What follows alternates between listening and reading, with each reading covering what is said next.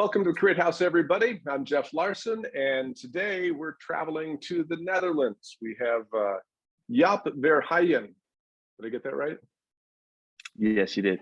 Thank you. All right, good. I wasn't sure I was going to do it. Jop is in the Netherlands, and he has an ode to the city that he lives in and the work we're going to take a look at. We also have Ellen Friedlander, who is in Los Angeles or the Los Angeles area. She is a fine art and documentary photographer. And last week I plugged her book, and I'll do it again this week. She has a book called Extended Frame. Juan Murray is also with us today. Juan is a Boston-based street and fine art photographer. Juan's work has been shown at locations throughout the Boston area, including the Leica Gallery, as well as the Griffith Museum of Photography. Welcome, Ellen and Juan and Jop, to the Crit House. So Jop, welcome. Maybe you can tell us a little bit about yourself and the work that we're going to take a look at. You shoot in black and white, as we see on the screen right now. So tell us about the project or the work, and then yourself and what it is you're looking to learn in this discussion. Yeah, so I'm 32 years old. I live in Utrecht, which is the fourth city in the Netherlands. There was a local competition in the city where I live in, and I joined it. And I had to collect 9 images in one day, and I decided to do those images in black and white.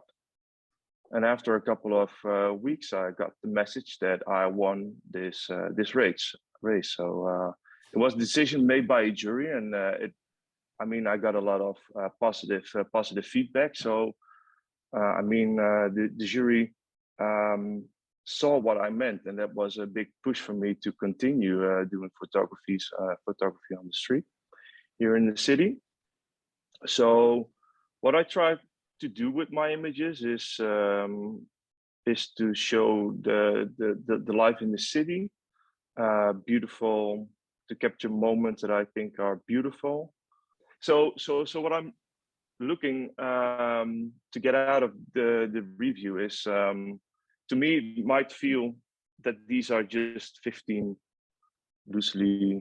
just separate moments. So I'm really curious if you see this as a start of a story that I can expand with other images, and what I can do to add more diversity to the images. I'm sure they will. Ellen, what's your initial thought as you look at the images of Utrecht in the Netherlands? Well, can we change the order? I can see where you're going. Yeah, I think that you've created in such a short amount of time hitting the streets. You actually, this one is just amazing. Yeah, it's a great shot. This is where you're giving us a feeling of the city, and I feel it. So number 12, you're just spot on, and I feel transported. So as far as a jumping off point, I'd like to stay right here for a second, because sure. I feel here I'm engaged in the Netherlands. I'm engaged in your city, and exactly what you said to me. You want to make me feel that. I can feel him going to work or going on a trip, or in the architecture, the fogginess. It's mysterious. And then if you were to have number 4 right after it, and now I'm like, it's a no. I don't know where I am, but I feel a sense of determination, after that. And then I feel that there was like number 6, striking, very interesting. And so as I looked at your work, and you can go to number 10, Jeff, striking kind of, where are we? This is I would say, I don't know if it puts me in the Netherlands. It could probably be a lot of places. So as you're going through and you're thinking about your street work, actually thinking about the architecture and your weather and the person and their clothes and everything that really would make us feel part of your journey would be important to consider as you photograph. But the work is really beautiful. Juan Murray, your thoughts, sir? coming after Ellen all the time, and I'm happily will come after you because I so agree with your thoughts about the work. So first of all, as Jeff said, photographing for about a year, this work is amazing. I love your eye. I love your sense of drama. I love pretty much everything about the work, but specifically when you are like some images, I don't so much what Ellen has said. I don't get a sense of place, since that's very important for you in this particular project, and I want to see more of a sense of, okay, that's Utrecht, or I know exactly where that is. The image that was just number 4, please. Yeah. Like that image blows me away in so many different ways. And I would love to know what the background is. Are those buildings? Is that like a bus stop? Just a little bit more of what that is.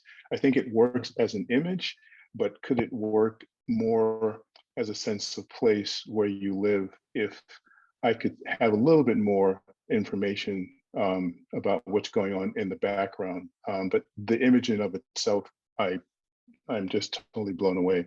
I see like 3 different I'm not necessarily maybe projects, but I see 3 different scenes here. Definitely plays more of a lyrical street photography, and one other piece I just can't even think of right now. But I love your work, and I think you're heading in the right direction. I want to point out this image, which Jop, I just when we were going through this does a little bit, Ellen, what you were talking about of showing the city, but also having this person. This is, I assume, is a reflection of somebody who's inside and the city's in the background. I assume, maybe I'm wrong, but I just love this. This is the one that drew my eye and makes me want to look at it more. I could spend time on this image. And the tones are beautiful. The shadows of the black and white signposts in the back, and the wires, and the vertical lines and the horizontal lines, and then the little white earpiece coming out. That's like the only, one of the draw. You were just drawn into the earpiece, and all the wires being possibly telephone lines and all that kind of stuff. So that's quite lovely. Yeah, I mean, it's an image that you could see having been taken, decades, or maybe, I mean, except for some of the modernity that's there, maybe even centuries ago. And then you've got the ear, from that we know is a modern time. It's lovely. It's really well done. I've tried to exclude this image because it has the earphones in it, because I try to avoid masks and phones, but I can't throw this image away. So it has to be in the selection. Oh, it's really strong. The other thing you might like, the number 15, Jeff. I was just going to go to that one. Yeah. I'm not a big cropper. I'm not, but in this case, right before I went and looked at your work prior to the conversation, and I think that there's a photograph that's here. I think it could be even better if you crop this one. So because you've got, it makes me feel like he's a tree, the man in the distance, but you've got all this dead black space in the front, and it's just kind of like not doing anything.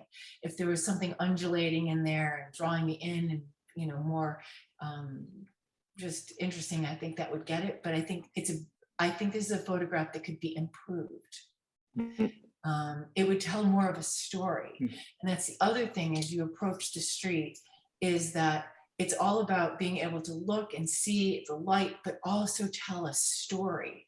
Even if it's a simple story of a man holding a hand, or a briefcase and you feel his gesture. It's just, we want to feel it. We want to see what they're saying. So your feedback also shows me that the images that fit my explanation of what the project is about, I really can pick out those images and proceed with it.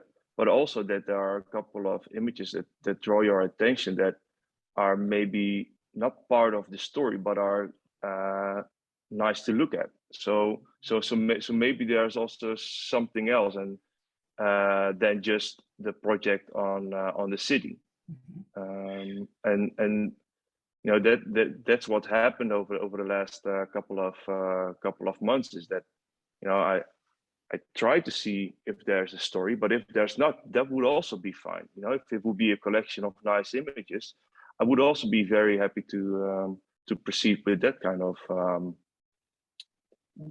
that kind of project. So sometimes you just have to put the images together and find what the story is altogether. And I want to go back to this image that Ellen was talking about as being, you know, you can't really tell this is Utrecht in the Netherlands. This could be, I mean, this could be somewhere in the United States. I mean, it could be in Asia for all you know, but it still is in the city.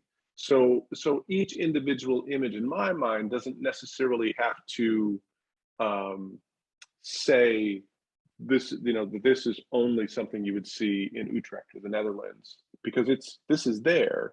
But so I think this is a really strong image. I think this works really well, and it may not necessarily be something that's, you know, that speaks to the Netherlands, but it's still a part of the story that you would tell. In the same way that this amazing, and Ellen's right, it's an amazing image. Tells, I mean, this absolutely does have the feel. I assume, of never having been to the Netherlands, but it feels like a place that you are in the way you described it. Does that make sense? Yes, yeah, I've showed my photos at a couple of actually only one other photographer. This was the one he picked out immediately as well. This one here? No, number 11. Number 11. Oh, number 11. Yeah. Yep, it's a good one. Definitely, no doubt about that. I just have to say that it's really important not to edit yourself. So what you said just now as a young street photographer is that you should always photograph everything that draws your attention. Just do it without question. And then if you get other photographs, like more landscape, more beautiful photographs, and you get like, you just do this for several years, you're going to go back and you're going to find photographs that just resonate differently, because you need time and you just edit later, like just capture everything. Yeah, I guess I would say, given that you haven't been shooting for all that long, that you just need, like Ellen said, you just need time. You need like years under your belt to sort of see where things go and to develop your skill and your style and your eye, and just, you know, for me it feels like almost like you shouldn't try to put an end on the project. It's just let it go and see what comes of it. Personally, and I'm not sure I agree with the years under your belt. I think it's more just taking a lot of images, you know, whenever you can, and just seeing what comes of them, because it's clear to me that you have a talent and you understand, you know, light and shade and shadow and shape and geometry. So it's really about just kind of capturing stuff and following your you know, your intuition. I agree. Yeah, I really appreciate the feedback. Yeah. So you only shoot in Utrecht. I mean, have you gone other places as well? Have you been to and what happens with that photography? You know, what is that different in some way? It's changing. So I started in January 2021 with a 24mm lens. Then soon after that, I went to 40, and now I'm shooting mostly with a 90. These images are a combination of all three. But what I noticed is that I went to Paris in February.